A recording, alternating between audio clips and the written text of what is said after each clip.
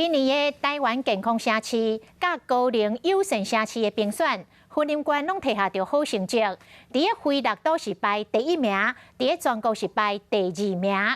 县政府讲会继续来努力，为云林超高龄的社会创造一个幸福、适合大家健康的环境。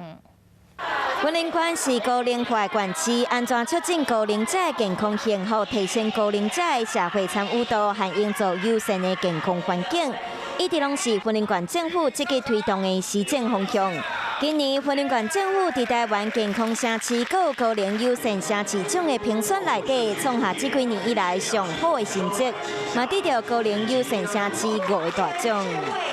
非常开心啊！云林县政府的团队哈，在这次台湾健康城市以及高龄友善城市奖哈颁奖典礼当中吼，我们可以说是大获全胜啊！云林县长张丽仙嘛讲，这摆会使得到奖，对县内各局处是真大肯定。若是各部门伫家己的工作领域拢尽心尽力，伫沟通和合作，大家嘛拢互相斗相共。嘛继续表示，日后会继续用这种打拼的精神，互云林变做一个更加适合高龄 生活的城市每一个局处都很努力、很认真把这个奖项奉献给我们所有云林县的乡亲，我想这是我们的荣耀。